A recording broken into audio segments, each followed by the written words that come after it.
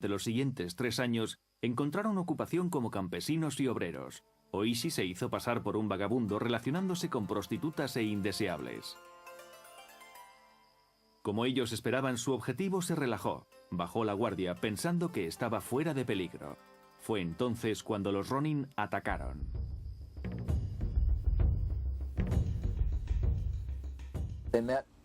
Se reunieron, de acuerdo con el plan establecido, y atacaron la casa de su objetivo. Le hallaron escondido allí, le sacaron y le decapitaron y depositaron la cabeza sobre la tumba de su antiguo maestro. Después se entregaron a las autoridades para que les arrestaran por participar en una venganza ilegal. Los 47 Ronin fueron sentenciados a practicarse el seppuku, y lo hicieron. El episodio asombró a todo el país, que vivía tiempos de paz, sobre todo por el hecho de que los principios de lealtad y sacrificio personal de los samuráis no habían desaparecido.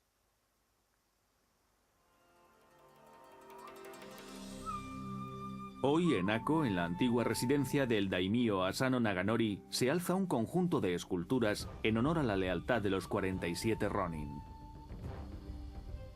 El código del guerrero, según el cual vivieron y que provocó su venganza, seguiría dando forma a la identidad nacional japonesa e inspirando actos de sacrificio durante siglos.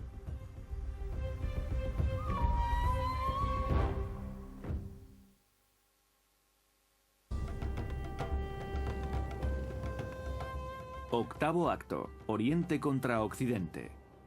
El 8 de julio de 1853, 4 buques de guerra estadounidenses comandados por el comodoro Matthew C. Perry se adentraron en la bahía de Edo.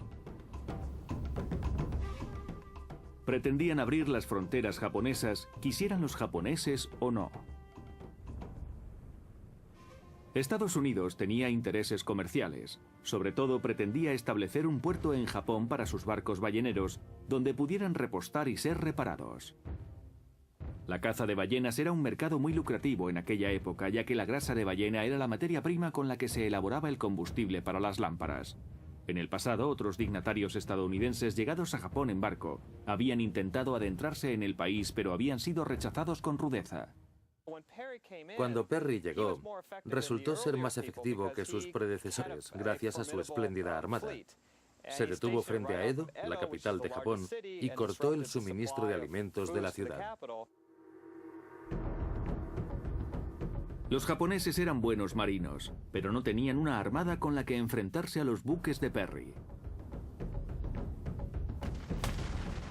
Además, los norteamericanos aventajaban con mucho a los japoneses en cuestión de tecnología armamentística. Los estadounidenses tenían rifles y mosquetes que podían atravesar la armadura de los samuráis y cañones para derribar los castillos de los daimyo.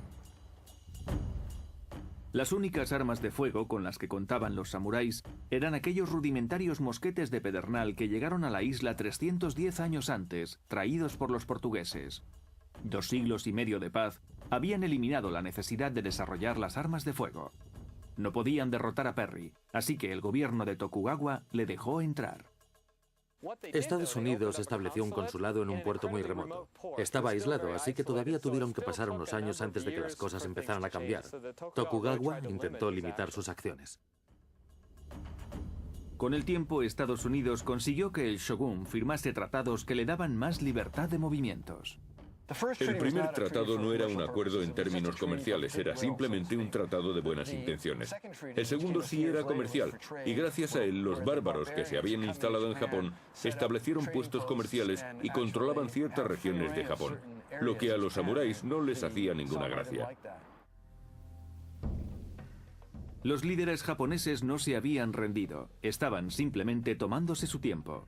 Empezaron por estudiar las tácticas militares occidentales y adquirieron armamento moderno y rápido. Tenían intención de expulsar a los advenedizos lo antes posible. A mediados de 1860, muchos daimyo y sus samuráis estaban empezando a impacientarse. Empezaron a exigir un cambio de postura. Básicamente tenían miedo de que Japón se convirtiera en otra China. El Reino Unido había subyugado partes de China y la India. Y Francia, Rusia y Gran Bretaña estaban agazapados como lobos hambrientos. Y algunos samuráis eran conscientes de ello. A ojos de muchos jóvenes guerreros, si el shogunato no iba a defender Japón, la única respuesta lógica sería derrocarlo, ya que se debilitaba por momentos, y restaurar al emperador otorgándole poder absoluto. Y en 1866 ocurrió, y de manera sorprendentemente pacífica. Ese año el shogun Tokugawa Iemochi murió, y un nuevo miembro de la familia, Tokugawa Keiki, se puso al mando. Pero el reino de Keiki terminó antes de empezar. Consciente de que la casta guerrera no lo apoyaba, se retiró y aceptó su destino. En noviembre de 1867, temeroso de una guerra civil, el shogun Tokugawa Keiki cedió el poder al joven emperador Meiji. Casi 700 años de gobierno militar en Japón acababan de manera poco gloriosa. Pero lejos de satisfacer a los frustrados samuráis, este cambio histórico de poder incrementó sus problemas. Los burócratas del emperador introdujeron reformas que negaban el poder a los daimyo, centralizándose este en la capital. El gobierno de Tokio piensa, vamos a mostrar nuestro poder reemplazando primero a los daimyo por gobernadores y luego reemplazando a estos por otros, provenientes de distintos lugares de Japón. Así verán que quien decide en todo el territorio es Tokio. La última humillación la propició una ley que prohibía tajantemente portar espadas, el símbolo más visible de los samuráis. En 1877, en la región de Satsuma, tradicionalmente conservadora, 900 guerreros se alzaron en rebelión. Estaban comandados por un prestigioso militar, Saigo Takamori. Irónicamente, Saigo había ayudado a derrocar al shogun 10 años antes. Los rebeldes portaban tanto armas modernas como tradicionales, pero sus armas no eran suficientes para enfrentarse a las numerosas tropas gubernamentales enviadas a aplastar la insurrección. Tras semanas de combates y el infructuoso sitio de una plaza fuerte del gobierno, los rebeldes se retiraron a Satsuma para entablar un último combate cerca de la casa de Saigo, en Kagoshima. En la fría mañana del 24 de septiembre, Saigo y 300 de sus más fieles seguidores marcharon armados únicamente con espadas al encuentro del enemigo. Querían reivindicar el simbolismo de la espada, prescindiendo de la pólvora. Dedicaron la parte anterior a escribir poemas, ensalzando su próxima muerte. Todo estaba previsto. Estaban rodeados por cañones, por miles de soldados imperiales. Sabían que iban a morir. La mayoría de los samuráis cayó en cuestión de minutos. Saigo resultó herido por el fuego enemigo. Un grupo de fieles le acompañaron a una colina cercana y le ayudaron a terminar con su vida a la manera tradicional samurái.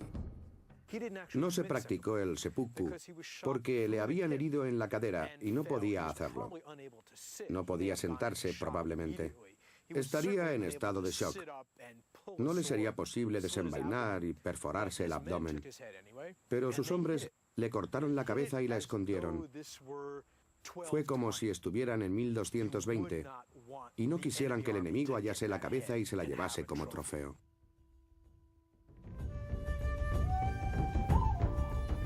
El aplastamiento de la rebelión de Satsuma marcó el final de la resistencia violenta a las reformas del gobierno Meiji. En 1877, nadie pensaba ya que la fuerza de las armas fuera a preservar el estilo de vida samurái.